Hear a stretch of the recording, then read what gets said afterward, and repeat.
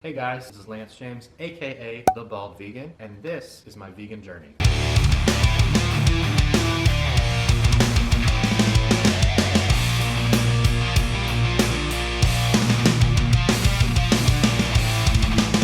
I have been vegan for years now. 4 years of vegetarianism before that. My choice for going vegan was 100% ethical. Basically had to make the switch, and when I did it cold turkey. I'm from a small town. My parents raised me on the typical Western diet. My dad hunted. I think we're all kind of brainwashed into thinking that all of your protein source was from meat, whereas you can get every essential amino acid from plants. I do think that most people think of a vegan as someone that is skinny or looks malnourished. For me, if I've worn a shirt that had vegan on it, I've heard, wow, you don't look like a vegan. An episode of Oprah was on one day, and they were going undercover into a slaughterhouse, and they couldn't actually show what was taking place, but you could hear it. And that was when I made the switch to be vegetarian. After seeing that, for some reason, I just knew, like, I can't eat animals anymore. It's just weird to me. So I made the switch. The factory farm system and the way that we have it in the United States, I don't see a difference between a cow or a pig or a chicken and a dog or a cat. They all have a nervous system, they all have thoughts, they all have emotions. Like it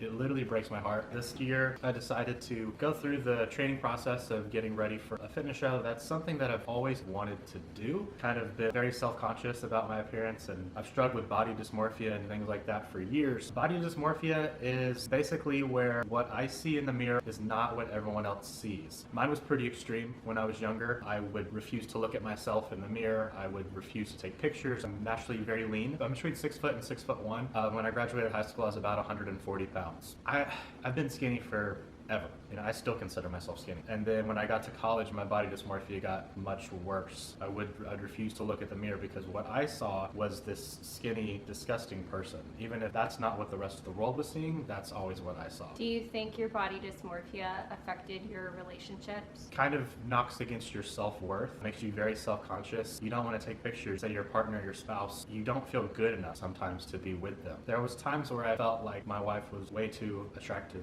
for me because I just saw myself as so not worthy, so not physically attractive. Even though I thought, hey, my personality's pretty good, I just never saw the physical side of it. When I was younger, I didn't know a lot about food. I didn't know a lot about diet. I ate basically what my parents had provided. It wasn't really till I got a better grasp on nutrition that I was able to actually put on quality size. So I kind of got to the point where I felt more confident and more comfortable with who I was, and I'd always wanted to put myself out there and do a fitness show and put myself through the tough training to get myself in the best shape that I could. So I just said 2019, that's the year we're going to do it. I competed in the Dallas Europa in men's physique. The Dallas Europa is the largest show that the Dallas area has in the year. There was over 500 competitors for the entire show. First thing I did was hire a coach, training probably 5 times a week, 6 times a week. My workouts were intense. I would have your standard push day, standard pull day, leg day. Other times it would be mixed up. Through working with a coach, not only did I put on more muscle, but I also got a lot stronger. My conditioning got better. Doing a meal prep every Sunday, preparing all my meals, hitting specific macros. My metabolism is crazy quick. I have to eat a lot of food. Staples in my diet were quinoa, tofu, tempeh, sweet potatoes, oatmeal, lots of bananas, and then fruits and protein shake. Rinse, lather, repeat. There was definitely times throughout the process where you kind of hit a wall. Everything would be going good for say a week or 2 weeks or 3 weeks. You know, you're progressing.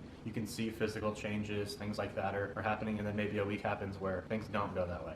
And you hit that wall and you're like, crap, I can't do this. You get inside your own head. Going into the show, you know, you put in my case, I put in 6 months of work leading up to it. And then basically you know that your moment on stage is going to last about 2 minutes. You know, you've done hours and hours of work for this 2-minute moment. For me, obviously with it being the first one and everything like that, I was nervous. Even though I felt more confident and more comfortable, and I was still very nervous to go on stage for the first time.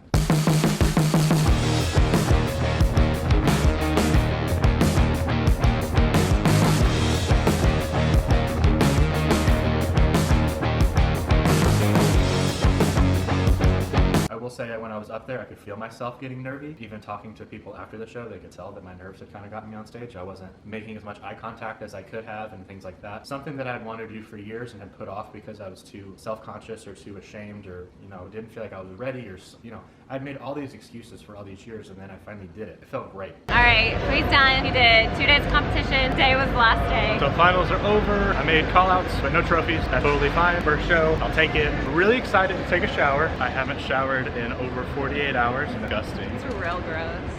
But we're gonna get out of here.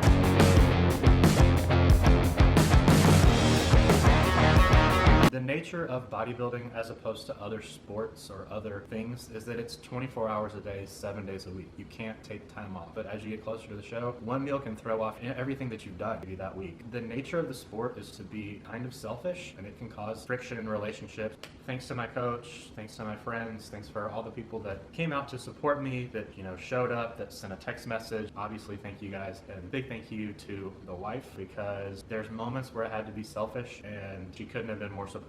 I know what I can do better next time, but I just am really appreciative that I had a partner that was there for me for those days, and actually throughout the entire process. One of the main reasons why I did the show was to break the vegan stereotype. I got to know a couple people backstage. They asked to follow me on social media. I gave them my information. They pulled up, wait, you're vegan? Dude, I would have had no idea. Yeah, well, that's kind of why I'm here. I want to further break that stereotype, put myself on the stage to really demonstrate, like, as a vegan, you can have this much muscle. You can be this conditioned. You can look the way that you want to without having to harm anyone else or anything else in the process. Now that the show is over, I am trying to build up some mass leading up to the next show.